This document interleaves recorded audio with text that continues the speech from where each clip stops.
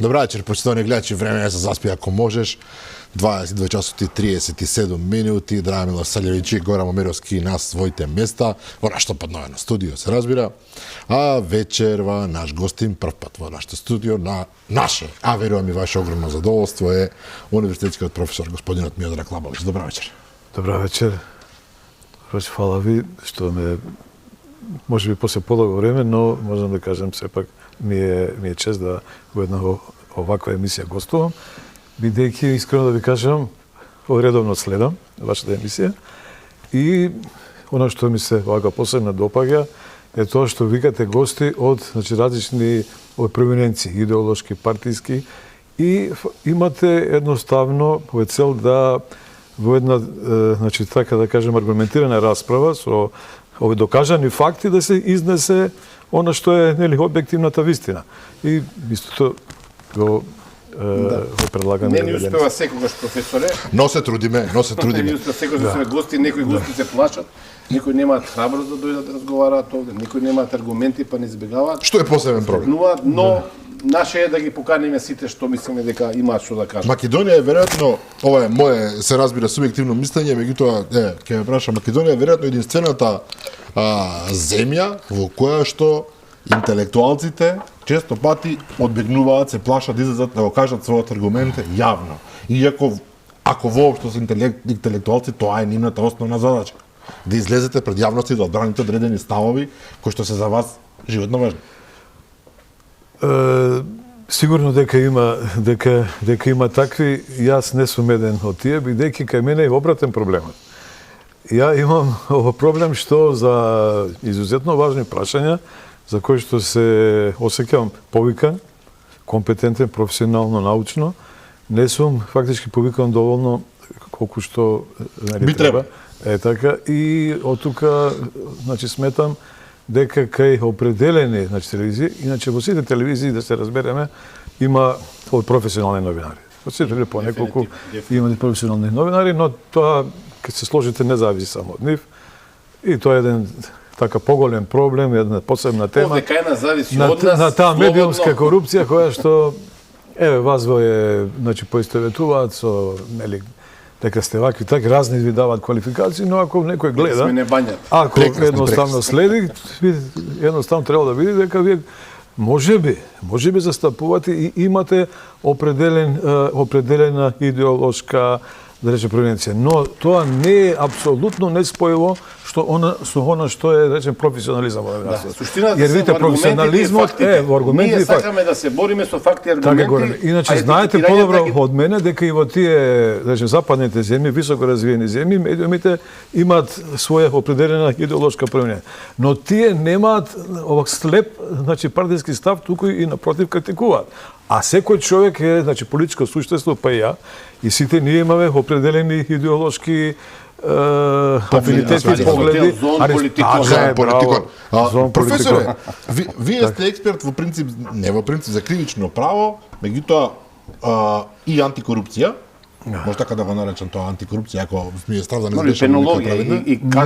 Криминологија, корупција и организиран криминал. И организиран криминал. На магистарски и на докторски студии. Исклучително е важно, и затоа и ве повикавме во овие околности, да речеме, ве начекавме, уставно кажано, затоа што обедливо наактуелен момент последниве неколку недели е така наречената измена на кривичниот законник, која што подигна многу прашина во јавноста. Во меѓувреме се појави, мора да признаеме, еден тон афери, завршени, недозавршени, имаме и неколку спорови во опозицијата и така натаму, меѓутоа вечер ние сакаме да зборуваме со вас за право, за кривично право и за, на крајот на криштата, за начинот на кој што владата и го протна на јавноста и на општеството измената на кривичниот законник, со која многумина се уверени во тоа, практично аболицираше од казни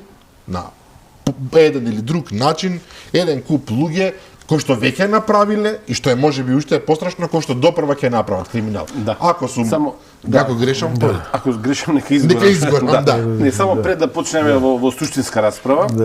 да кажеме дека вие во ова студио сте биле последен пат, јас кога правев сам емисија, пред оваа емисија Заспи ако можеш, и тогаш ви откривте една фрапантна работа што подоцна месеци се разговараше, да бевте тогаш член на телото за реформи Советот за реформи во правосудството, и тогаш откривте дека тоа тело каде што вие бевте член, каде што дадовте оставка, неотповикливо, да, многу не функционирало со месеци. Тогаш председавач на тоа тело беше тогашниот премиер Зоран Заев.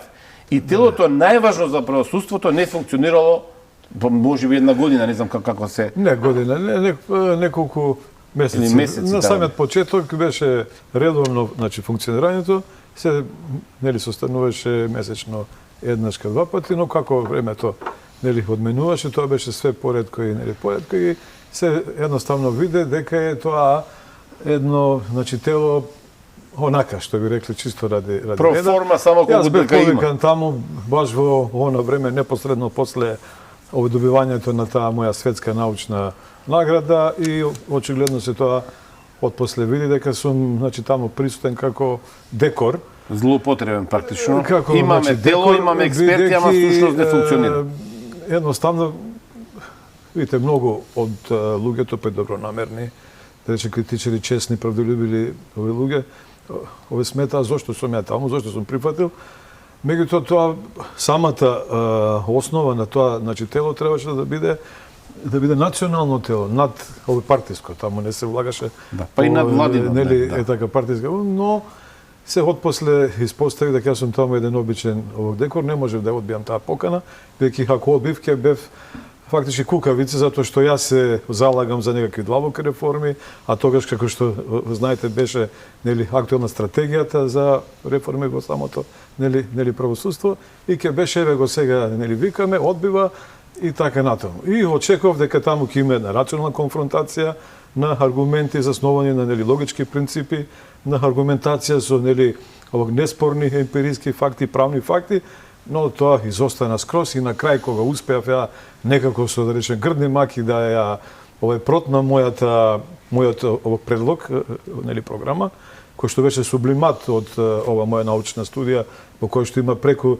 да речем 200 страни конкретни предлог алтернативни решења, кој тоа сублимирав на некои да речем 30 страни без пари, а некои знаете други странски експерти огромни суми на пари за што сега никакви овој предлог нели решења зема, без овој дебата Горан, без значи дебата буквално, само со едно штуро да речем така, не беше ни тоа, не може да кажем објаснување, туку едно штуро, како да кажем известување дека значи владата не ги прифаќа тие, бидејќи во тој мој предлог јас овог заговарав уставни измени.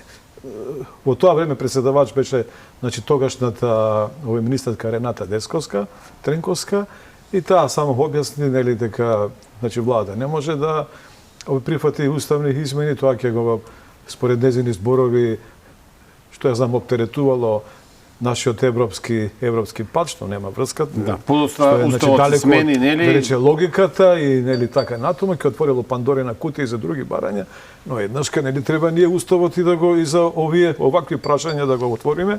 Ако е нели корупцијата овој проблемот број еден како што на сите страни се вели, од сите домашни меѓународни експерти, странски амбасади, меѓународни организации, тогаш кога видовте дека со месеци не функционира, ви стана јасно веднаш дека владата нема желба да го решава прашање, особено што претходно беше укинат и Советот за контрола на јавни набавки. Тој во владата беше и беше некакво тело кој што правеше. Но добро, ајде да одиме сега на другата тема што довршите го прашањето. Суштинската расправа пред да почне. Влеговте во ова тело како добитник на светска награда на Обединети нации на тема корупција. На тема корупција може да се каже финансирана од владата на Катар. На Катар. И тука предизвика тоа кој е сега Катар. Па Катар е во најголем ден финансиер на најголем број овој програми, проекти од ООН. Долги години наназад. На Обединети нации, Ово за мене специјално наградата не ви даде Катар, него ви даде тело на Обединети нации. Да се види, ја додели да не може да видиме видеото. Тогашниот генерален секретар на ООН, овако неговата значи ова висока екселенција Бан Ки Мун. Бан Ки Мун. Бе, ако може, ќе замолам режија тебе да го видиме, видеото трае не толку многу, 50 на секунди, ова видео што ние го имаме, господинот Лабовиќ. Miodrag Labović of Macedonia.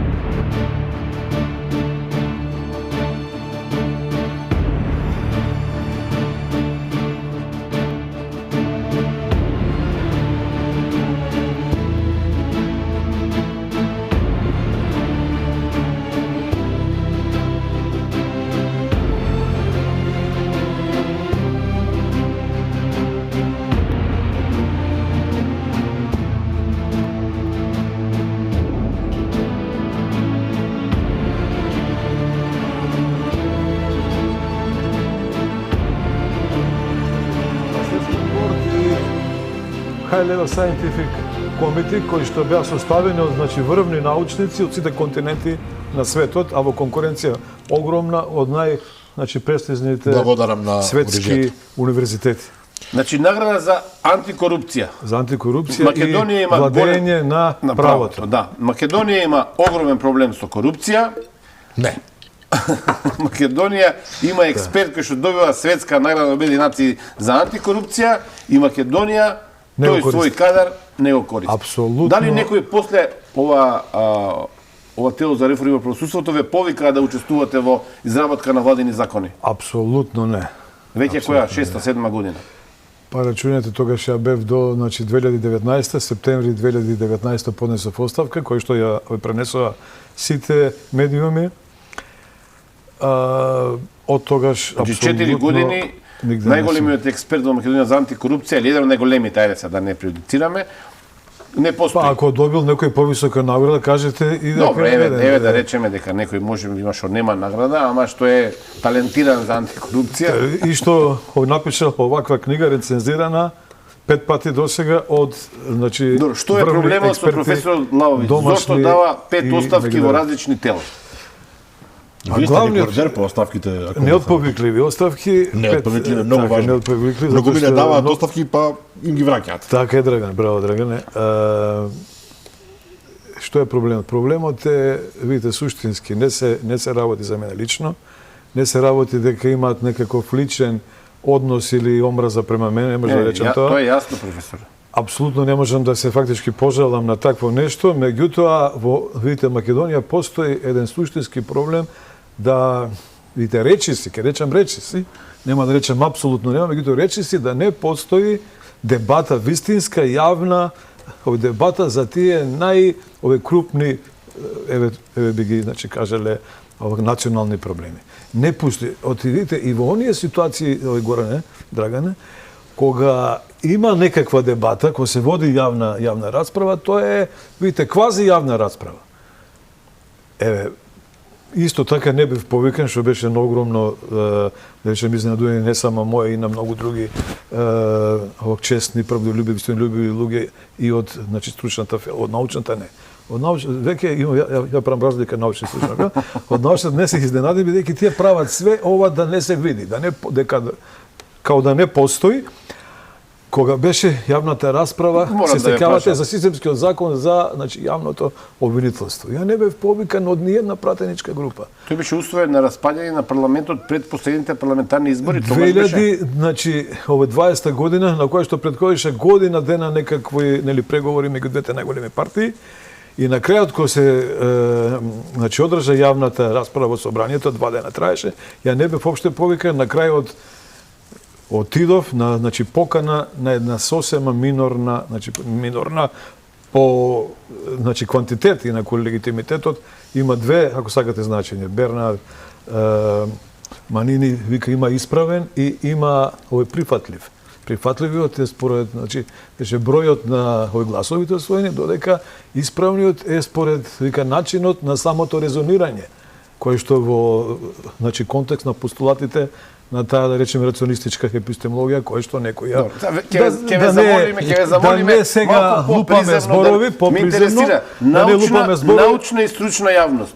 Едната е лажна, другата е вистинска. Стручна јавност се, например, адвокати, суди, обвинители, сите други, да речеме, правници во разните домени значи кои што работат, додека научна јавност би требало да бидат универзитетските професори. Но не сите универзитетски професори, речи си ретко кој да не кажам, значи никој, не е истовремено научник. Jer не е научник само да ти, например, објавуваш во вие, се извинувам, да не бидам ти, да објавувате во тие, да речем, релевантни меѓународни научни списања, кои се знае дека се тие комерцијализирани, дека таму има цитирачка мафија и дека има разни сега, да речем, причини. Цитирачка мафија, рековте. Цитирачка мафија. Особено во овој дел во кој што припаѓам ја, во значи подрачјето на овие така наречените обштествени науки. Многу е по, да речем, суштествено, дали во тие научни трудови, вие како професор, или некој друг, не вие не сте, него сакам да кажам, има суштинските иманентни карактеристики што би требало науката да ги има, како што се научното, значи откривање, научното, што би рекол, објаснување, кое е различно од она што значи дескрипција, опишување. Дали ја има научната прогноза и дали ја има научната предвидувачка улога на носење долгорочни системски стабилни решенија. Во најголем дел, универзитетските професори се одлични стручњаци. Ја тврдам дека не постои професор кој што не е одличен стручњак, кој не ги знае можеби подобро од мене домашните закони, меѓународната регулатива, релевантните научни концепции странски, но нема ништо оригинално свое. Не дава никаков, да рече, придонес во она што значи долгорочно системско стабилно решение во смисла стратешка визија. Тука то ние и таа така наречена правна елита, составена од неколку професори од тој правен факултет. Професоре, пред да продолжите, чекайте. Како ги нарекувате професорите кои што се дел од работната група на владата за измени на кривичниот законник, кои што не знаеле дека владата подготвува други измени на кривичниот законник? Какви се тие стручни, научни? Добро, видите, кои се тие луѓе? Видите, не можам да... Не кои се, него како ги дефинираме тие луѓе? Спекулирам и да одам со тоа дали знаеле, не знам дали знаеле или не знаеле. Па не знаеле, според нивната изјава не знаеле. Како ги се чувствувате вие, ако владата ве ангажира да направите измени на кривичниот законник, а во меѓувреме преку трупа навечер се носи измени за кои што вие немате врска? Тоа може да се да рече протумачи дека не се они вина. Меѓутоа ја би сакал посуштински ова ваше одлично прашање. Никој да не изреагира, професор, да рече чекајте малку, ова не е коректно, не подценувате, не понижувате како научна фела, никој да не изреагира. Тука ли се хонорарите тамо, професоре, знаете? За пари се работи, што се работи? Ја не сум едноставно тип кој што се занимава со така, не знам колку се работи. Али одлично вие видите прашањето во смисла во она суштинска смисла. Зошто молчат тие луѓе? Па видите тоа е еден од основните, значи, показатели самото молчење дека има подлабока позадина. Може би тие не знаеле конкретно, ајде да се согласиме со нивната изјава, но јас не знам дали знаеле, како што и вие не знаете, дали знаеле или па не знаеле. Јас за председателот на тоа тело, академик Камбовски, сум сигурен дека знаел, немам никаква дилема. Дали им кажал на останатите, не знам. Меѓутоа, владени избори вела дека Камбовски ги знаел сите детали за измените кои што дошле преку трупа. Еве, јас тоа не го знам. И не го кажам, јас, ако се сложаме со ваша информација... Ако има реакција, деманд, јас ќе објаснам после. Нека има, меѓутоа јас ќе кажам нешто уште посуштински, кое што ќе оди на сметката на овој професор, односно се извинувам, академикот Камбовски. Добро, и професор и академик, да. Тука се постава прашањето, ако некој молчи и ако некој само се така штуро од сето тоа поградува дека не знаел, а молчи како можело сето тоа да се случи, се поставя едно подлабоко суштинско прашање, кој го, значи, реформира 25 години нашето кривично законодавство и кој ги, значи, подготвя стратегиите за, значи, реформа на правосудство и нели така натаму. Затоа што ние имаме и во овој сега закон нов, ако го земете вие на ЕНЕР, кој што се, значи, подготвя токму од истата таа работна група, ќе видите се дека таму направени ове низа измени, корекции, претумбации, некои од нив се и во најдобра намера и со, значи, директиви од ЕУ. Тоа се тие, можеби, кривични дела кои што штетата е мерлива, технички мерлива, еколошките кривични дела и да не ги редам се и така натаму. Меѓутоа, корупцијските кривични дела кои што се најсуштественото, бидејќи корупцијата е најголемиот проблем. 10 празни места, ќе објаснам зашто е тоа така, тоа не е обична теза, само една фраза. 10 празни места, па видите, после сите останати проблеми. Бидејќи економијата за видите сите граѓани и за секоја влада е основен проблем број 1. Но ако вие имате оваква корупција системска и институционално организирана корупција, вие и да ги имате најдобрите економски политики, вие не ќе може да ги спроведете, бидејќи тие ќе се спроведат, Драгане, селективно. Не ќе може значи тоа е основата на цялата работа. И од тука и економијата, социјалата, здравството, образованието, екологија, сите други наши проблеми најголеми со кои што вие ги многу подобро знаете и нашите граѓани се соочуваат како последици, не треба ја да ги кажувам, значи коренот е од таа корупција. Самата корупција има корени и тоа е една, да рече, безгранична, безкрајна причинско-последична поврзаност. Многу од тие експерти или па да речем професори се фактички губат во таа безкрајна причинско-последична поврзаност, бидејќи многу од самите последици и самите стануваат причини за некои други последици кои што ги ние сите гледаме и кои што се на тоа, значи, надворешно манифестационо ниво појавуваат. Напишавте? Сега, видите, прашањето само да го одговорам. Тие со овите години реформираат и ние имаме неколку кривични дела од овие корупцијските, меѓу кои што е злоупотребата, кој што ја се, видите, согласувам и апсолутно стојам за тоа дека требаше да овако биде специфицирано и да се одвои, значи, злоупотреба на јавните набавки, но не да се намалат казните. Тука е поентата. Вие имате исто така членот 359 кој што е противправно стекнување и овој прикривање имот, кој што е со измените 2004 година, значи веќе скоро 20 години. Ви испратив, ако не се лажам податок, нема ни една пресуда, нема ни еден обвинителен акт. Или нема како, пазите, самостојно дело, да бидам, значи, до крај коректен, прецизен, има само неколку подигнати акти обвинителни заедно со уште некои други кривични дела. Само да прецизираме за тие што можеби не следат доволно.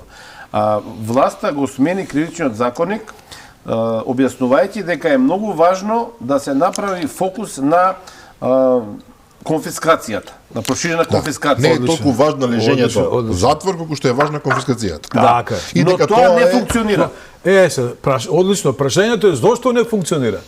Баш сега гледав на една од овие, значи, телевизиите, пратеничка е, пошто не е тука, би сакал, со неа ја да сум вака наспроти. Ќе направиме напор во некоја друга прилика. Имаше таму двајца и еден беше, искрено да кажам, пратеник од опозицијската ВМРО ДПМН, кои што не успеа да ја одговорат. Тај вична адвокат, пратеник, одговара дека еве тие дела постојат корупцијските, особено централното кривично дело, кој јас се, видите, слагам и реков дека тоа бланкетно, видите, субсидијарно кривично дело и дека се најголем број кривични пријави, кога не може по другите корупцијски кривични дела идат кон тоа.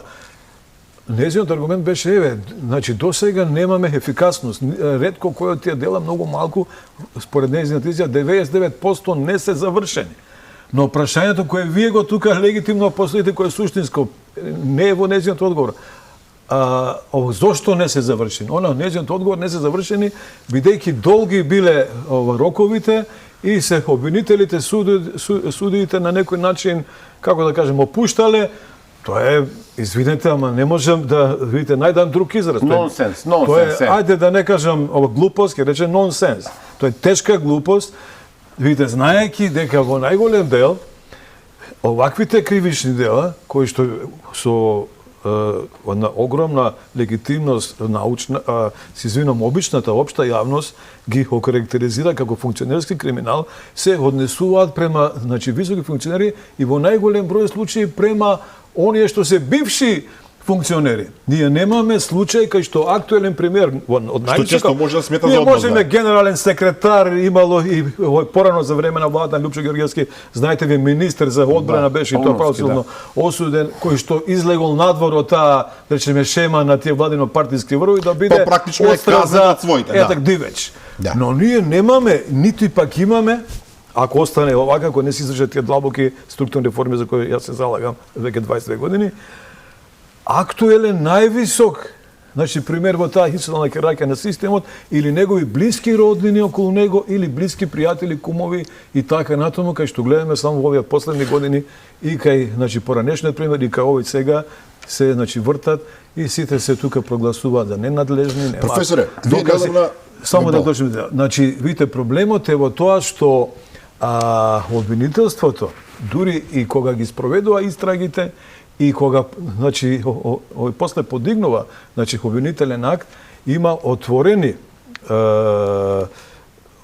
основа за сомнеш, дека, еве, во случајот на тие најголеми бизнисмени, кои што може би биле блиски со некоја поранешна власт, дека се договараат со актуелна власт за огромни суми на пари. Еве, јас поставам прашање, дали не е тоа така и дали идната власт која ќе дојде нема да ги испита сите тие случаи. Отворено, знаете, од тоа што го слушаме, има ветувања дека сите случаи ќе бидат испитани, дури и опозицијата ВМРО-ДПМН веќе не поднесува кривични пријави за да не даде можност да бидат отфрлени и луѓето да се спасат. Тие велат сега ќе чекаме да дојде нов обвинител, за да може да се специфицират. Апропо ова моје објаснување во тите прилог оди, значи тезата дека и сега обвинителството според, значи, Закон за кривична постапка има рокови.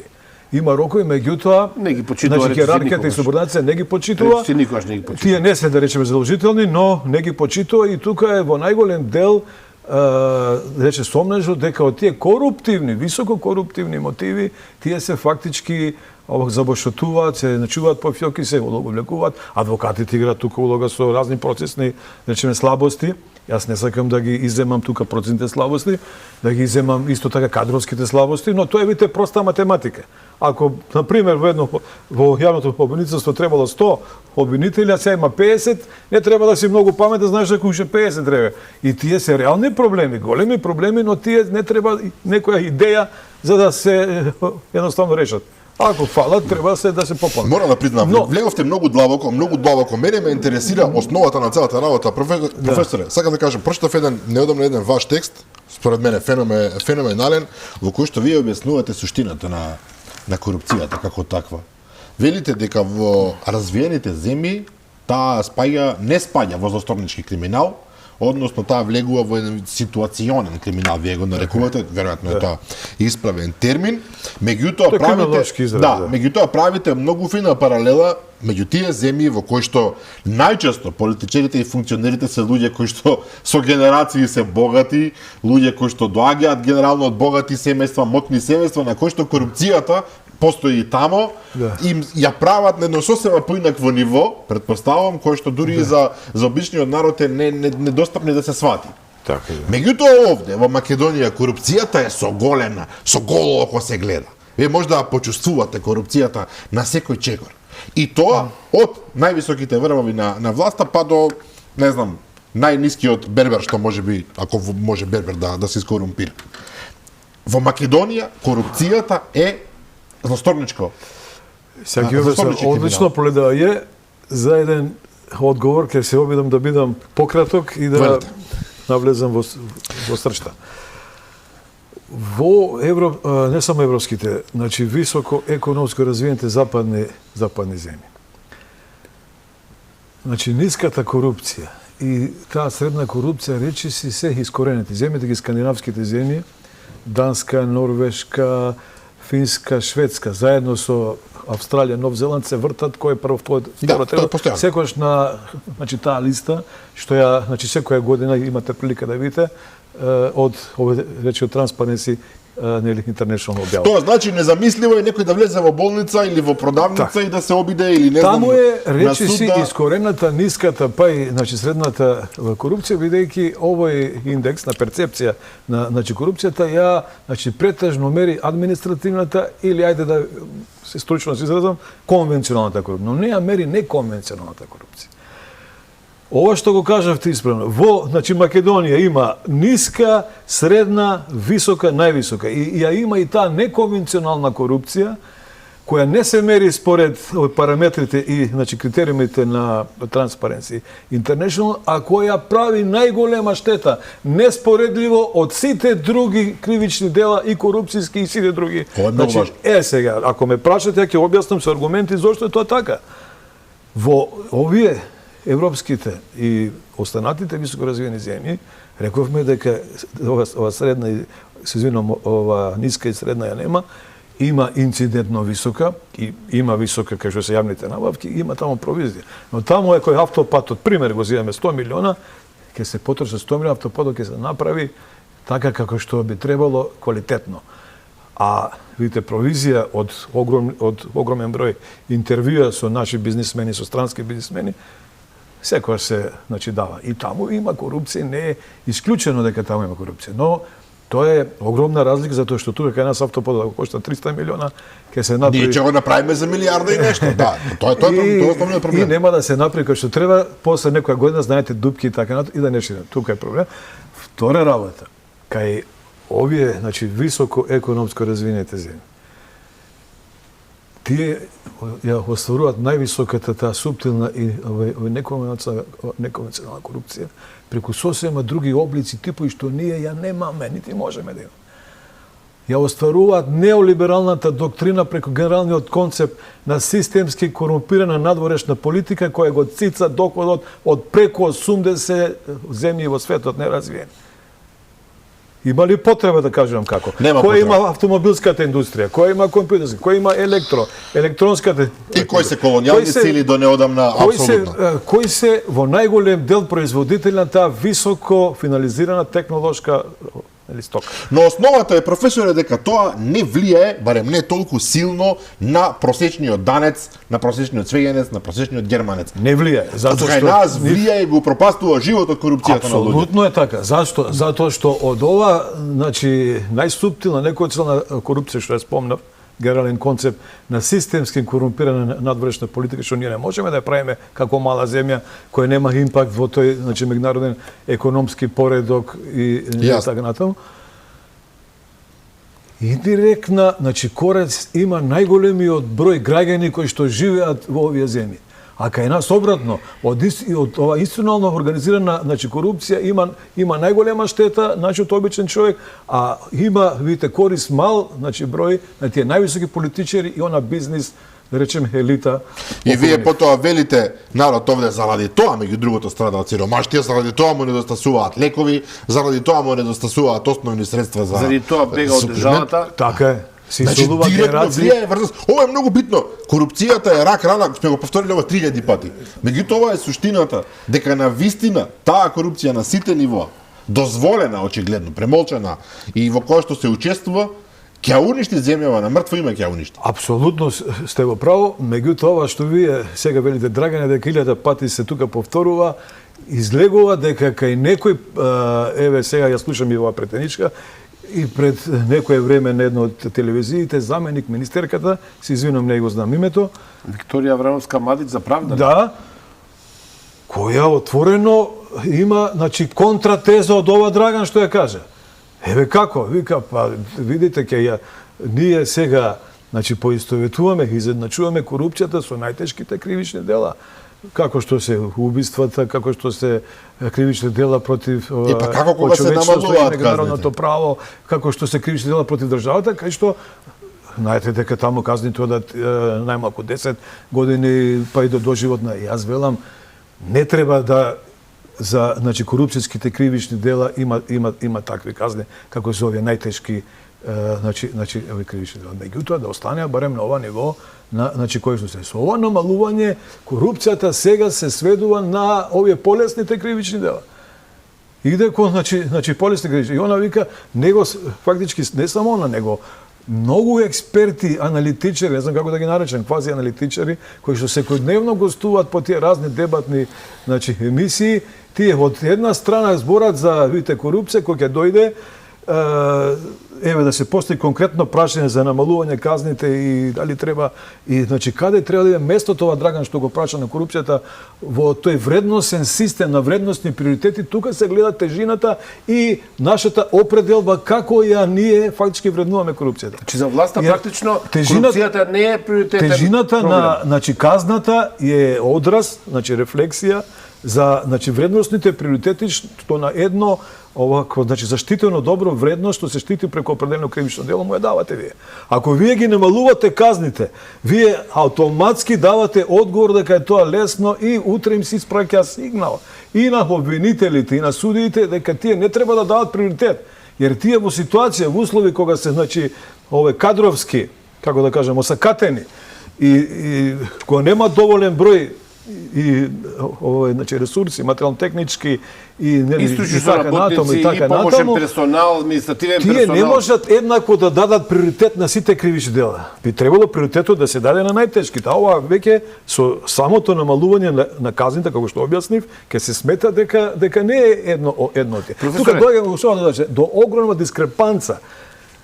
Дали е тоа сега намерно од некои, значи политички, не знам какви позадини, што се сега зборува, тоа е сосема друга тема, или од едно вите незнаење, или од значи класична глупост, ја мислам и од двете. Но како незнаење кога тие велат се поистоветува со европската легислатива и тоа било основата на приказот. Врска тоа не треба да си експерт да видиш дека не е така. Немаше кореспондентни табели за овие кривични дела како што имаше за нели сите други, кои што беа предмет на измени во ова сега најново измени. Меѓутоа се искористи европското знаменце без проблем за целава приказна. Па добро, еве, например, Ванчовска вели, морало да се искористи, бидејќи 99% од останатите кривични дела биле под значи директива од европското законодавство. Тоа не бе за пожар нешто за Да, и тоа е во ред, меѓутоа зашто ги ставаат и овие, значи зашто заедно? Зашто заедно и кога исто така одговор на ваше прашање, одлично што го поставите. Видите во значи кривично правните системи има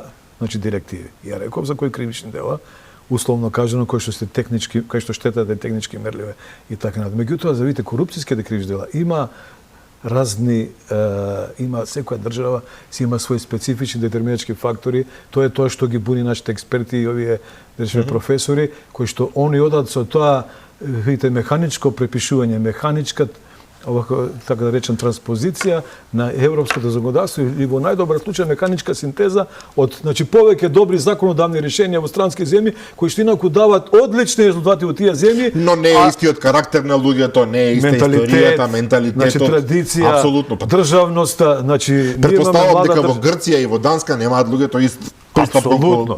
Немаат исти помеѓу нас балканските земји. Да, а камоли они ја споредуваат Хрватска и една Словенија со Македонија. Ние сме поблиску до една Бугарија, Србија, Албанија. Тоа објективно тоа не е нешто. Али Хрватска и една Словенија. Словенија нема врска со овите Балкан, не само географски. Таа припаја на една од средна европска цивилизација била под австро-унгарски и сосема друга култура. Само еден мал, значи податок. Не заборавајте дека во една Словенија актуелен премиер поднесе оставка под притисок на јавноста. Ве прашам се јас вас, извинете што ви одземам логат.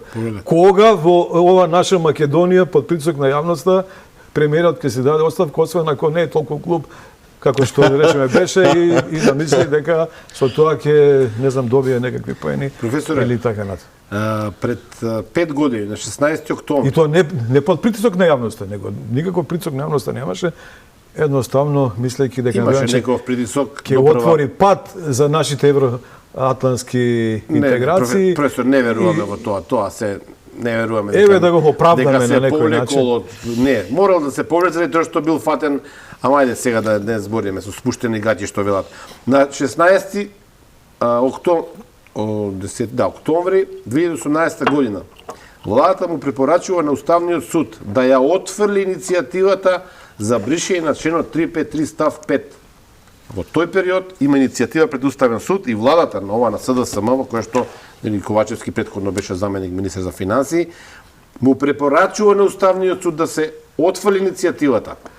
На 69 оваа година владата самата предлага што е направено во тие 5 години, што се случило во тие 5 години, зошто владата сега сама бара, претходно била против бришење на 353. Дали знаете дека ја бев еден од значи поканетите експерти, мада тој зборично го сакам експерти, денеска го знаете вицот секој вторе експерти, еден кој се судриле на собраќај. Ние сме експерти по општа пракса. И му вика експерти, извини, вика, кај знаеш дека сум експерт, па вика пошто ја не сум, сигурно си ти. И тоа е излитен збор денеска кој што изгуби на нели тежина.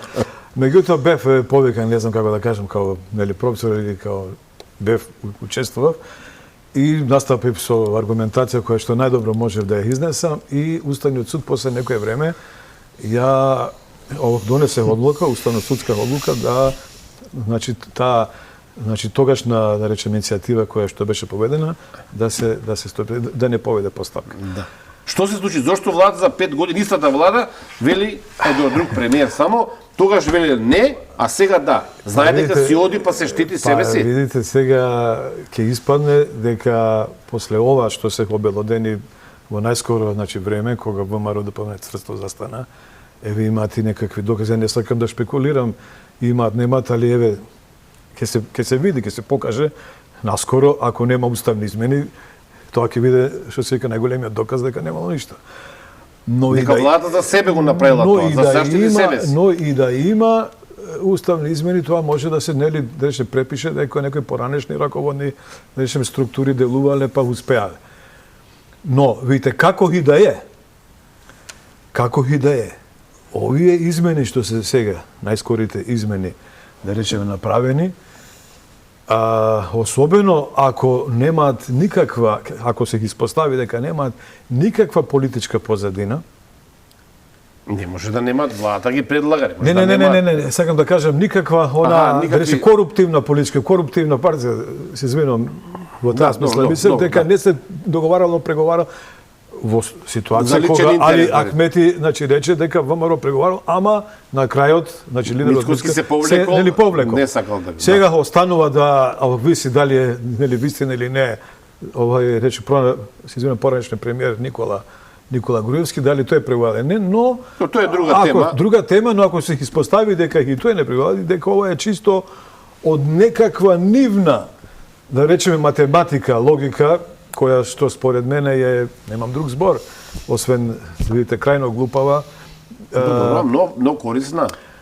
Ова представува смрт за, видите, борбата против корупцијата и ќе излезе дека тие не само што тие немаат основ сега да тврдат дека тоа го правеле за некаков дил, за да се за уставни измени гласи, да се амнестират поранешните политичари за кои што сега се води предмети во таа кривична постапка.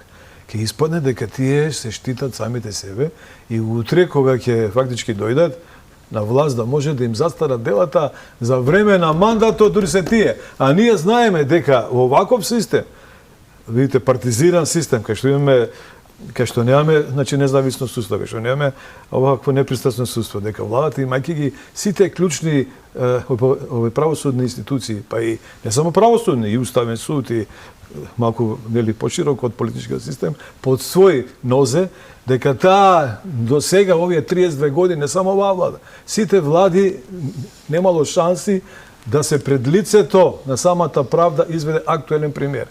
И тие идат на таа варијанта да им застарат нивните дела за време док се на власт, а потоа кога се во опозиција и да ги судат е многу полесно, бидејќи тогаш тоа е основно едно правило, се знае дека што повеќе времето одминуваат доказите, се уништат трагите, се префрлуваат парите во офшор земји, кај што е многу тешко да се влезе. Да не шириме молам само. Може ли тоа е клучен аргумент. Да, но конкретно прашање околу застарувањето. Ако е направено кривично дело од 2018 година, имаше од 2018 година неколку големи крупни афери со оваа власт, и ако е законската казна 3 години, тоа значи дека во 2024 година, кога СДСМ, според анкетите, ќе мора да се замени од власт, делото ќе биде застарено. Значи за време на мандатот, како што реков пред. Значи ова е сега математика, 3 години. Таа е проста математика. Па се знае, да. Дупло, значи 2024 година, тие што направиле кривично дело од 2018 година, сега може да се свиркаат. Ако е 2019 година, ќе треба да одоговлекува до 2024 година и тогаш да се спасат. Апсолутно е тоа така. Тоа е таа фактички проста математика. Вие и како тоа, професоре, како тоа ги бидејќи не го разбирам објаснувањето што го даваат од владата и нивните поддржувачи во правниот поредок, Значи Еден беше од таа универзитетска фела, колку што јас знам, ако имаше евентуално втор, исправете ме ако да, грешам. да, еден познат. Вие, значи поентата е велат дека конфискацијата овој пат ќе има главна улога, а не казната како казна. Меѓутоа, како ќе го демотивирате македонскиот темперамент, македонскиот карактер, македонскиот човек во позиција кога дошол да може да корумпира, да заработи големи пари за кратко време, а најверојатно претходно не можело ли да го сонува тоа.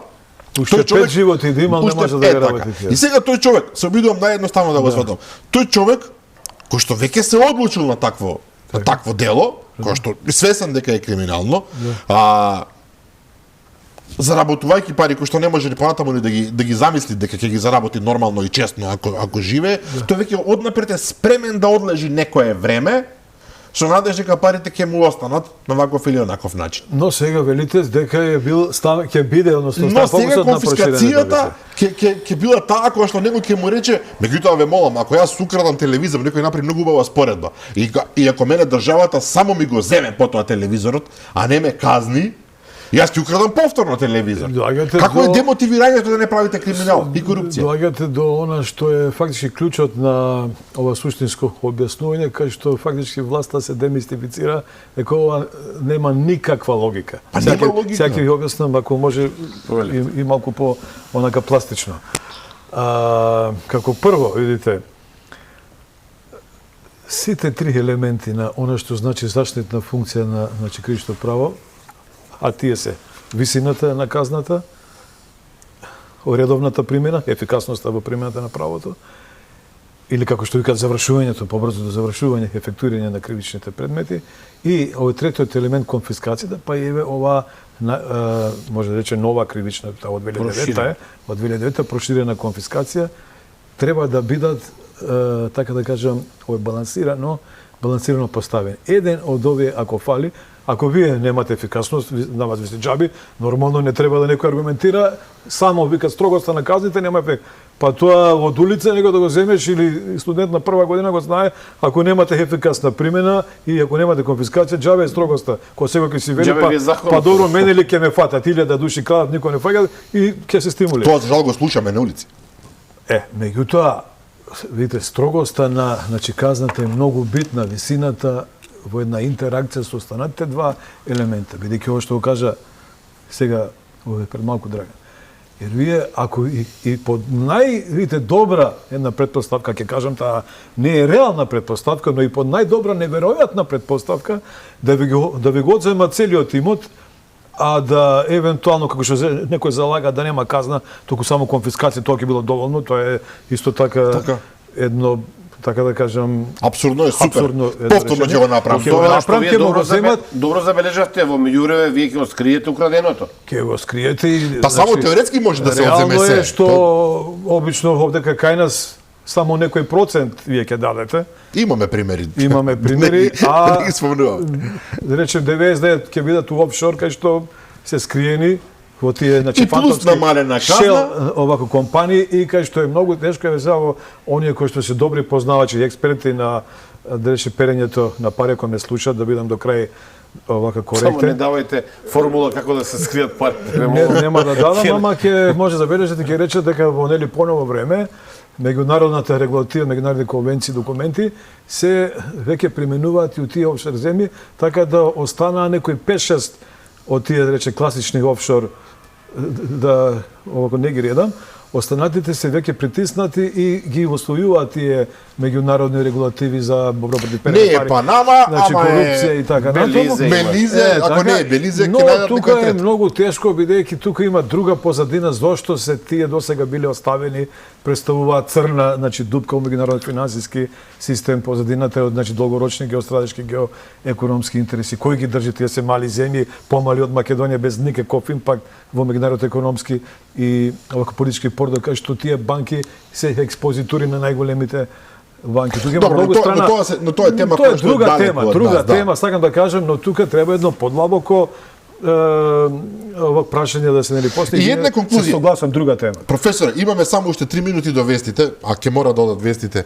Значи се наоѓаме во ситуација во која што измените на кривичниот законник ќе му возможат на корумпираниот функционер лесно да се извлече, без да му биде суштински конфискувано тоа што го украл, да му застари делото или дури ако биде осуден тоа да биде минимална казна која ќе представува основа за да биде префрлен, за да биде прераспореден во тие така наречените туристички затвори, отворени оделенија. И тоа е практично, ако сме фер и ако се гледачите фер да согласат со нас, тоа е понуда за докорумпирање на секој кој што се наоѓа на функција. Апсолутно без никаква задршка. Ова не е како што некои они се сега правдат, ова не е тивка амнестија. А ја ќе речам и ги повикувам сите тие кои што обратно тврдат и најголемите кривично-правни теоричари, уставно-правни да дојдат, нека се соберат 10 души, ама на јавна расправа пред телевизија, кај сакат на која телевизија, ја ќе видам сам, нека настапат со сите нивни аргументи во една академска рационална дискусија да видиме аргументите на честра. Јас ќе речем, мојата теза е дека тоа не е тивка амнестија, тоа е смрт во борбата против највисоката корупција, која е рак рана, 10 празни места, па после сите други проблеми од економија, социјала, образование, здравство и сено. Бидејќи ние ни името немаше да го изгубиме, нити да биде загрозен нашиот национален идентитет ако имаше владење на правото. А владење на правото нема токму поради тие облици на таа неконвенционална корупција, на тие системски корумпирани внатрешни политики, на тој клиентелистички однос, клиентелистичко-кронистички односи што ги имаат највисоките функционери од власта со раководителите, представниците од овие круцијални државни институции како Уставен суд, Совет за јавни обвинители, Судски совет, државна комисија за спречување перење пари и останатите сега да не гредам. Да, со исклучок на владата на Црвенковски, Пахари, Костов, па после Бучковски беше на СДСМ од 2002-2006 година, во Македонија сите други влади владееле многу подолго. Значи, претходно СДСМ до 1998 година, ВМРО 2006-2016, СДСМ 2017 еве до сега. Тоа значи дека со овие промени на кривичниот законник, според мене лаички, се дава препорака на било која влада, која што ќе владее во иднина, да се организира, да направи низа кривични дела во првата година од своето владење, и ако успева во 17-15 од случаите да владеат 2 мандати, до крајот на вториот мандат да застарат најголем дел од делата и тоа да биде све, како да кажам, полулегитимно да биде. Вака се делува како шега, меѓутоа ова е иднината на Македонија. Луѓето ќе се обидат да го искористат тоа што се случи сега со кривичниот законник и додека се на власт да се спасат од било какви кривични дела. Ја нема ништо да на ова додадам, бидејќи вие во вашето прашање го дававте и одговорот кој се согласувам не 100%, туку 108,1%. Човечката природа не е во основа секогаш добра и логично и да се очекува човек да дека тоа искористи. дека нема да биде така, меѓутоа фактички пораката е таа. Не може да не биде така. Тука ова го кажа Драган, бидејќи во основа на човековата природа во основа е корумпирана. Тоа не сум го рекол ја. Така е. Тоа не е моја сентенција, тоа е една мудра максима од најголемите до сега мислители во областа на филозофијата, политикологијата, правната теорија. Да не ги редам се од Платен, се извинам, Платон, Аристотел, се до овие најновите современи. Се до Драган и Горан, кои што нема да дозволат корупција на било која влада. Антрополошки песимисти и кои што сметале дека во основа човековата природа е корумпирана. Ја можеби до крај не се слагам, бидејќи сметам дека има и надежди за антрополошки оптимизам, бидејќи човекот не е само алчен, корумпиран, себичен, егоист, суета, има и во човекот хуман и солидарност. Јас сум жив пример и на таа човекова солидарност, да не кажам се од мојата лична историја, и на таа хумано солидаризам, алтруизам, филантропија, меѓутоа е вистината негде измеѓу, а ќе завршам само со еден од основачите на америчката држава, Медисон, еден од мудрите, кој што поделбата на власта, системот на подела на власт, која во ова моја научна студија го развивам до невидени размери, бидејќи САД да не забораваме до денеска практично е земја која што најповеќе го развива. Но тоа, значи како е таму развиен системот на подонаста е недоволно, најмалку 20 пати за нас, бидејќи имаме сосема, значи други услови и фактори кои што ја, значи детерминираат таа корупција, сосема други облици типови за кои што преска зборува. Што рекол Медисо? Медисо рекол, луѓето не се ангели. И тоа е многу различно од европската теорија и вика практика. Затоа и вика политичарите се луѓе, а и тие значи не се ангели. Тие кои ќе дојдат на власт, тоа го рекол еден многу друг голем мислител Монтескје, тоа е видите на овој ниво на аксиом, на објективна закономерна тенденција.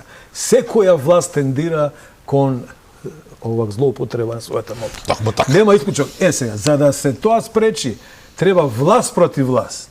Значи, само власт може да ограничи, и тука е фактички суштината на тој развиен систем на подела власта, што ја го правам и велам дека било која друга идна власт која ќе дојде, ако видите не сака да примени барем 70 до 80%, не мора 100%. Ниједна теорија не се примена 100%, нити е идеална. Било која теорија не ова моје дело. Но што треба? Треба да се види која од различните концепции, предлог, стратегии дава повеќе оптимални, долгорочни, систем стабилни решенија, кој има повеќе предности, а има помалку слабости. И ова моја, значи, концепција има слабост. Ако земате да ја анализирате, да ја критикувате, има слабост. Но да видиме која има друга, значи, концепција помалку слабости, да ја таа примене. Ако има таква, дајте таа ќе ја примене. Но не можете, со ова ќе завршам, да вие игнорирате. Тоа се прави од таа така наречена правна елита, од тие неколку, и кои што имаат огромно овак влијание и врз, значи, политичарите од, значи, сите идеолошки политички провинции, бидејќи тие 25 години уназад во различни влади го реформираат правосудниот наш, нели, систем. Тие едноставно сакаат да се ова научна концепција, јас за која тврдам, ако се примне 70 до 80% Македонија ќе биде Швајцарија тука на Балкан. Ако не биде така, ја не треба да имам професор. Јас сум еден од тие кои што не дава така лесно изјави, бидејќи него гради својот имидж за лајкови или за, не знам, број на гледаност, како што лесно некои аналитичари, знаете вие, и експерти кажуваат лесно некои тези, но не даваат за одговорност ништо за озради. Ја ќе се откажам и да бидам, значи, професор, ќе искам мојата, видите, докторска дисертација, ако Македонија за неколку години, особено после, значи, првиот трансфер на власта, не дојде меѓу, значи, првите 20 најмалце корумпирани земји. Али под услов да се примени 70 до 80% од ова што ја го веќе разговараме за тоа, Јас ќе речам погледни го својот дом Ангеле, а на режијата ќе побарам да ги пушти вестите кои што одат сега во нашата емисија.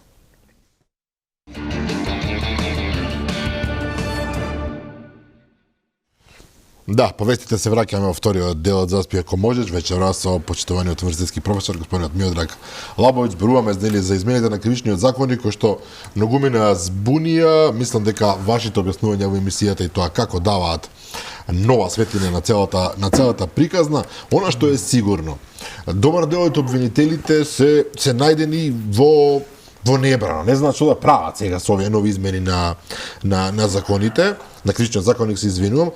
Она што мене ме радува е студентите протестираа, дел од нив протестираа, не се согласуваат за вакво нешто, додека опозицијата вели, и тоа сакам да го искоментирате, да, тие го променија кривичниот законник, меѓутоа не размислуваат дека има и други членови по кои што можат да бидат гонети. Оние што прават Па има други, криминал. има значи други што. Дали тоа доволно? Ма не може да биде доволно затоа што видите казните и кај тие други членови се или сега со новија најнови нели измени намалени, или во оние кои што не беа предмет нови најнови измени се исто така помали казните. Мислам нема тука некое логично оправдување дека со значи преквалификација во некои кривични дела фактички би дошло до кое што се значи целата јавност плаши, а тоа е фактички застарувањето на овие предмети, бидејќи имајте и во видите предвид дека во значи кривичното законодавство има еден член кој што вели дека секој се овој применува поблаги од закон. Да. Секој се, значи не можете вие потешко и под некоја претпоставка да има такво дело, а ја велам дека нема. Не дека нема суштински кој што може да не биде погрешно разумен да го замени, да има, кој што може да биде субституирано, но нема со некои повисоки казни некој друго дело кој што би можело да гарантира дека ова опасност од фактички застарувањето не би се случило. Тоа е фактички одговорот. Професоре, уште едно прашање имам вака околу проширената конфискација. И да има, само да го завршим, ова што ми праша Драган, и да има под некој, еве, јас нешто да сум испуштил, се не можем на памет све да знам, целиот кривичен закон, законот кај што велеше една судика, не треба да се знае напред, треба да се чита, како што вика, ако женски да се гледа, се чита, како женски нозе. Исто така треба да се гледа, нема што на памет. Еве, и под некоја претпоставка, И машки нозе, не само женски нозе, морам да ви да сум под некоја, да речеме, блокада. Морам да реагирам да не обвинат дека сме машки шовинисти. И машки нозе за гледање се исто така. Кој сака нека гледа, ние, јас барем на машки нозе. Секој по собствениот избор. Околу проширената Ова, значи, дури и да има, значи, некој такво дело, кој што значи може да биде добра основа за преквалификација. Според ова што каже в одредбата дека секоја се применува поблаги од закон, поблагата кривично правна одредба, автоматски тоа објаснување, тој аргумент не е аргумент, туку како викаме ние е квази аргумент. И тоа паѓа во вода. Ме интересира што се смени во кривичниот законник сега за да се забрза, да се олесни и да стане поефикасна проширената па и обичната конфискација. Се смени ли нешто или само муабетот се додаде?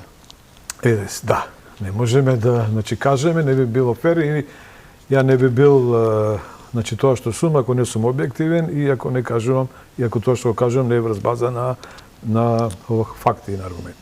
Факт е дека со најновите измени во, значи, проширената, значи, конфискација се додадоа уште неколку, значи, други глави кривични дела, значи, кое што е најважно е, значи, главата кривични дела против службената должност. Тоа се во основа, значи, корупските кривични дела, иако, значи, корупцијата како име, значи, не постои кривичен законник. Таа е во кривичен закон е споредена во, значи, повеќе други глави, па има и во, значи, кривични дела против овој половиот, против овој половата слобода и, значи, половиот морал, против изборите, кривични дела против избори и гласање, ја има и во кривични дела против имото, но, значи, битна, еве, ако сакате новина, и за, значи, поздравување, тоа што се внесе главата на кривични дела против службена должност, кај што се таму сите корупски кривични дела. Но тоа се направи, Горане, после, видите, 14 години. Проширената конфискација како една нова и авангардна кривично правна мерка, која е суштински различна од стандардната конфискација, се кај нас воведе со измените кривични закони 2009 година. 2009 до сега тоа се колку? Отприлика 14 години. За овие, значи 14 години, има само 3 одлуки за таа проширена конфискација. 3 судски одлуки за проширена конфискација. Сега со ова се отвара, значи можност и за корупција, него да се постава прашањето како ќе се примени таа проширена конфискација кога за да му вие на некој односно судот изрече таква една мерка, проширена конфискација треба да има правосудна судска осуда. Не може да има и една одредба сега таму која е малку така која дозволува една поефикасна примена, но таа оди и во, ќе се сложам тука со некои експерти, и во загрозувањето коите прави слободи, бидејќи значи вели дека мерката проширена конфискација судот ќе ја примени и тогаш кога одвика фактички или овој правни пречки нема да може да се истера, док се она лаички зборам, за да не свати пошироката јавност, да не употребувам некои стручни изрази кои што нема да бидат разбери. Тоа е една новина која што, да речеме, дава, но таа може да биде во сериозен судар со загрозување на човековите права и конфискација без правосилна судска одлука. Да, сега е фактички нова ситуација која ќе се фактички докаже дека постојат правни или пак некои други фактички, да речеме, околности. Тоа треба да бидат објективизирани околности, смрт, да речеме, што знам, исчезнување и така натаму, и нели така тешка долготрајна нели болест. А добро, професоре, можно ли ова да функционира сега подобро, без промена? Или, например, правна, ако настане застареност, и тоа мора да кажеме. Значи, овој правна околност е, ако настане застарување, да... Меѓутоа, сепак, видите, за мене е индикативно прашањето зошто требаше 14 години да поминат кога, значи, професор доктор Миодраг Лавовиќ, тоа го од, значи, првиот ден кога се води проширена конфискација тврдеше зошто во проширена конфискација не се корупцијските и финансиските кривични. Финансиските кривични дела кои што заедно со корупцијските се оние доминантни кривични дела со кои што се овдека кај нас текнува противправна имотна корист, што ја вршат високите нели политички елити со таа бизнис олигархија. Финансиските кривични дела, распоредени во таа глава против јавни финансии, платен промет и стопанство, и сега не се стаени. Па да не се лажеме, професоре, 14 години не им треба да го сватат. Дури сега тоа се фактички направи и тоа деломно. До сега беа терористичките кривични дела, перењето пари и сите дела кои што се во злосторничко здружење, кој што е неадекватен кривично, значи правен одговор на оно што значи организиран криминал, кој што синтагма организиран криминал пак ја нема у кривичниот законник и така натаму. Меѓутоа, видите, вие имате, ова е аргументот. Они ќе сега речат да, опатени се и корупцијските и финансиските кривични дела кога се направени во рамките на организиран криминал, односно злосторничко здружение. Но вие имате, значи, посебни корупцијски и финансиски кривични дела, да не ви ги овдека се отворам и читам еден член по член, кај што тие и кога се направени во ситуација, кога нема околност дека се направени во организиран криминал, за нив е, значи, предвидена најмала од затворска казна најмалку 4 години, а за некои од нив дури и најмала казна 5 години. Зошто тие не беа до сега ставени? И зошто уште, еве пак е повторно финансиските кривични дела, пак не се ставени, а имаат, значи, казни најмалку 4 или најмалку 5 години. Адвокатите, експертите, универзитетските професори, кои што мислат дека ова не е така, нека излезат еднашка пред мене, нека се соочат јавно и нека го избришат патосот, условно кажано, као една метафора, со мене, не со било кој, со човекот што добил таква високо престижна светска научна награда, кој добил највисока награда научна тука во Македонија, чии што трудови се, значи, дупло рецензирани и во меѓународни научни ревии и овдека во овие учебнички студии. Една од, значи, рецензентките и моја менторка е, значи, овој професор доктор Гордана Цилјановска. И останати високо, значи, престижни професори кои што предаваат на неколку високо престижни светски Професоре, нека го избришат патосот, не бришат со никој. Нека кажат Лавовиќ, доста ти беше, ајде, оди си и не се појавај веќе. Бегаат, да не кажам како што, и се кријат, иако е емисијата Late Night Show, се кријат, знаат нашите народи да не употребен, гледаат тука честни луѓе, овако домакини, да не употребан израз, али веќе велат Лавовиќ премногу си културен, и не знам за тие луѓе што... Добро, се држите до науката, до фактите. Ме интересира, можно ли е да профункционира сега поефикасно проширената конфискација? Например, не прочитав дека има промени во законот за кривична постапка, например. Само на фрлање, дофрлање и сврлање на некои реченици. Сега они велат дека... Што ќе смени само, што ќе смените вие некои делови од... И одеднаш од 3, како ќе станеме ние, земја со 33 пресуди, например, за проширена конфискација. Да, сега они тврдат дека оваквите најнови измени на кривични закони повлекуваат со себе измени и во, значи, повеќе други закони, меѓу кои што спомнавте вие ЗКП. До прва ќе се случува тоа. До прва треба да се случува и, значи, како ќе се случува, меѓутоа суштинското е според мене ефикасноста, односно Значи, одеднаш обвинителите ќе треба да прават истраги за 3 месеци, судиите да судат за 3 години, за да ние добиеме било како нешто што е невозможно. Ние имаме сега... Возможно ако има тврда волја и политичка и не знам каква, а ја нема. А доаѓаме до другото, сега уште посуштенско прашање. На таа политичка волја и од што зависи ефикасноста во примената на кривичното право, односно завршувањето, ефектуирањето на тие кривични случаи, дали зависи само од тоа што сега сака некој да каже дека јавните обвинители биле премногу слободни, опуштени судиите, или од некои други високо, значи, корупцијски фактори, мотиви и така натаму, на тие високо коруптивни дилови што нели постојат помеѓу политичките елити, бизнис олигархиите и нели така натаму. И основното суштинско прашање што треба се направи за да ние имаме независно и значи бидејќи надворешната институционална независност е основниот видите предуслов и за самата значи ефикасност, а уште повеќе за она што го викаме ефективност. Ја фрлам тезата, повелете, прашате ме што значи тоа.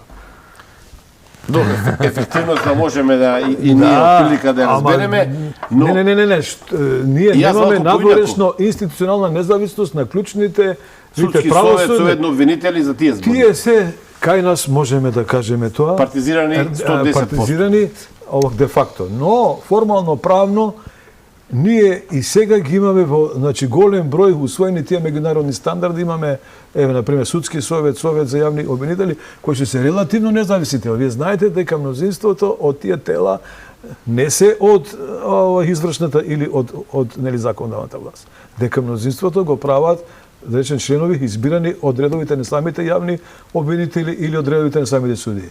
Но тука е проблемот кај нас што ние ги имаме само тие две тела кои што се формално правно значи независни. Сите останати тела, и тука слайдот може како што е, значи јавниот обвинител кој што е глава, хиерархија, бидејќи јавното обвинителство функционира по принцип на хиерархија и на субординација. Тој е, видите, владен овој човек. Знаете дека на предлог на владата го избира парламентарното мнозинство, кое што е гласачка машина 32 години на тие владно-партиски вргови. Зборуваме за органограма, така? И останатите автономни... Може ли ежијата да покаже... Само да кажа, останатите автономни сфери во нашето општество, како што би требало да бидат... Добро, малку тешко се гледа сега ова, професоре, овој органиграмот, врз основа на кој што сега е организирана структурата на државните институции во Република Македонија, е малку сложено за објаснување. Па не, видите, сложено. Ова е, видите, сегашната ситуација. Еве, значи сегашна ситуација, гледате каде е владата најгоре, испод неа се си други. Судство, судски совет, врховен, апелациони основни суди. Парламент. Уставен суд, видите, парламентот е испод владата. Тој, видите, уставно правно, односно де јуре, ајде за нашите гледачи, да рече формално правно, е според уставот, би требало да биде контролор и треба да биде над владата, но тој де факто е испод владата, затоа што цело време гледаме дека ние фактичките односи на МОК се нели такви да владино-партиските врвови го контролираат самиот парламент. Така, бидејќи има бицефална извршна власт, председателот тука би требало да нели представа против тежа нови услови кога не е кохабитација, кога е председателот од иста партиска политичка провиненција, тој е уствари фикус најчесто досега на така. И подола јавното обвинителство Бавара. Доле гледате, нормално е дека овие владени институции треба да бидат во нели хиерархија. И овдека хиерархијата не може да се избегне, хиерархија мора да има, но значи битно е овие клучни државни институции кои што по дефиниција видите треба да бидат судство, уставен суд, јавно, значи обвинителство, државната комисија, од тука не ја гледам, Државниот завод за нели спречување на корупција, тие по дефиниција треба да бидат независни од извршната власт, а овдека кај нас постојат дебели причини зашто не самата законодавство. Така. Не се.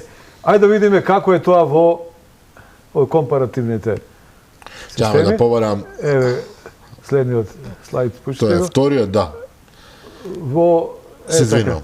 Се извинувам, овдека е на 82%. Еве, дека се КДЗР, сите се тие испод владата кај нас сега. Ова истиот Кај слај. нас. Ова е Ова е истиот. истиот слайд. Еве, ова е тоа. Само да се извинувам, јас морам да се Еве, обидам. вториот поред, да. Ова е тоа. Според компаративните... Само да се зголеми. Еве, го зголемувам. Уште ако сакате повише. Мислам дека Ова е, значи, морам да кажам сублимат, бидејќи не е еден странски значи, правосуден и политички систем, туку е сублимат од повеќе значи, компарирани... Таму правни каде што системи. парламентот Таму е највисоко како што треба да биде. Значи, централно, демократско тело, кај што е центарот на политичкиот живот. И нормално гледаме ние во високо развиените демократски земји, се демократија условно кажано, таа не постои во изворно оригинална смисла во која постоела во Се разбира. Рече меѓутоа во она, значи, функционална смисла као метод на донесување нели одлуки, таа сега во значи таа смисла овој кажано, граѓанската либерална демократија која што е најдоминантна, на некој начин функционира во овие земји со можам да кажем долговековна нели парламентарна традиција и ако ништо друго таму има некаква значи противтежа помеѓу парламент и влада. Мораме да бидеме искрени и да кажеме за оние кои што ги знаат овие работи подобро и ги пратат, дека и во овие високо значи развиени демократски земји, владата поради самото тоа што има оперативна моќ на извршна власт, таа и значи таму доминира над парламентот. Добро. Сега, Многу прифатливи рамки. Во некои прифатливи рамки и не може да кажеме дека владата само кај нас доминира. Меѓутоа разликата е во тоа Горане и од Драган. Што тука не да фактички доминира. Тука ги буквално поклапа и не само парламентот, туку сите правосудни значи институции и другите автономни сфери кои што треба да бидат по дефолт независни од влада, као што се на пример универзитетите, па и некои синдикати, не сите има синдикати кои што секоја честно и не знаеме. И предпријатија, сите јавни станови, апсолутно. И останат, па дури и невладини организации кои што треба да бидат невладини. Секоја чест на имаме огромен број невладини организации кои што мрежата се врати на нас. Да се вратиме на тоа третото како треба да биде. Така. Така. Само. Невладини организации секоја чест кои што се вистински невладини, но имаме ние едно јадро невладини организации да се зголеми ако може, кои што се кои што не се непрофитабилни, кои што не се невладини и кои што ние знаеме по социјалната револуција ги фактички завладеа. Но колку е реално, професоре? Владините кабинети. Овдека се во иста линија како што гледаме убаво Уставниот суд, Врховниот совет, судството, владата е овде парламентот. доведена во линија со клучните државни институции. Меѓутоа нормално е дека владата под нејзина контрола и под нејзина јарархија ќе ги има сите министерства, сите органи во состав на министерство, туку не можеле да бидат, нема едноставно место да бидат нели прикажани се МВР и сите. Но ова е оптимална состојба, така. Сите министерства, органи во состав на министерства и останатите самостојни државни органи кои што се испод влада. Меѓутоа јавно обвинителство, судство, судски совет, совет на јавни обвинители, Уставниот суд, ако сакате малку да го... Тоа е Врховниот совет на правдата. Сега, јас исто така, видите, предлагам едно ново тело, кој што вика Врховен совет на нели правдата и има тука значи многу причини за аргументирана една расправа со која што јас значи тврдам дека има потреба од едно овакво тело, бидејќи ние ако имаме досега мноштво тела без веза кои што се паралелни институции, немаат никаква потреба да овако лапаат пари од самиот буџет, не фали ништо ако имаме едно тело кое што на вистина ќе биде една второстепена судска инстанција, не само судска инстанција, туку и за останатите правосудни институции, една второстепена кај што ќе може во жалбена постапка да се значи мериторно одлучи. Сега земете, ако против Врховниот суд, односно против некој врховен судија. И благодарам режија, вратете ме молам. Овак донесе, не, си беше тоа дека. Сепак слагаме на крајот, сме против некој врховен судија се донесе да рече решение да биде тој, значи разреш. Сега тој фактички може да се жали пред еден совет во рамки на самиот Врховен суд. Која е таа сега логика? Тоа е, значи, еден познат постулат дека едно исто тело не може да суди. Некој ќе ми одговори, ама тамо не само од Врховниот суд, но пазите, мнозинството ќе бидат од Врховниот суд. Има и од апелационите и од меѓутоа мнозинството се од Врховниот суд и според оној принцип на тој хиерархиски клиентализам. И значи не принципиелен колегиален солидаризам има огромни шанси. Не велам дека апсолутно секогаш мора да би така, но шансите се многу поголеми да се изигра тука правда. Затоа значи потребен е оваков Врховен суд и она што многу Врховен суд на правдата имаше и значи порано иницијативи за формирање уставен совет на правдата, уставниот суд во една проширена надлежност да ја значи професор, да не влегуваме сега овде се стручни расправи, детали кои што можеби нашите гледачи, но има тука премногу аргументи зошто е тоа видите потребно и она што многу често експертите ги гледате на телевизија велат ако не одиме ни у ЕУ, ако не го тоа преговори, ако не дојде ЕУ тука, без ЕУ ние не можеме ништо да направиме. Тоа не е точно, кај нас постои научен систем кој што ако се примени, реков 70 до 80%, нас не треба. Ние мораме да ги следиме ЕУ правилата, директиви како меѓународни стандарди, како минимални прагови испод кои не може да се иде. Но ние во оваква состојба на системска висока корупција мораме да одиме 2 до 3 фактички нивоа поише во квалитет за да се на некој начин доближиме, иначе ни ЕУ, ни САД не можат експерти нас да ни испраќат. Пензионирани, значи врховни суди или актуелни врховни суди, но со најмалку 30 години стаж, кои што не се досега од законот огрешиле, со високи етички и професионални стандарди, може да бидат самочен. Ова е сепак дебата за некоја друга емисија, отидовме премногу во... И уште ова само ќе кажа, и тие се, видите, подложни на она меѓусебна контрола и тие нема да бидат надбор од системот на таа меѓусебна контрола. Бидејќи ние, и со ова ќе го завршам, Горан и Драган, и да ги направиме најдобрите значи реформи, идеални реформи во самиот правосуден систем, ништо од тоа нема да биде ако истовремено симултано не направиме длабоки структурни реформи и во видите политичкиот систем и ако не заокружиме неразвиен систем на подва на власта кој нема да биде мислена именка како што многу професори, експерти го тоа тврдат check and balance. Check and balance е мислена именка. Ние го имаме во уставот како уставно начело вредно, но тоа апсолутно е значи кај нас неприменето и неприменливо. Професоре, мораме да завршиме. Значи навистина мораме ова е системот кај што check and balance нема да биде мислена именка. Ќе имаме и друга прилика. Туку ќе биде практично применливо и значи реално решение. Благодариме професоре. Благодариме професоре Миодраг Лабовиќ за гостувањето. Ќе имаме повторно можност, почитувани гледачи, 12 часот и 9 минути според мојот телефон. Верувам дека останавте задоволни. Денеска во 15 часот е репризното издание на оваа емисија, а вечерва во 22:30 повторно ќе ви се јавиме јас и Горан Мамировски со нови гости. До тогаш пријатно.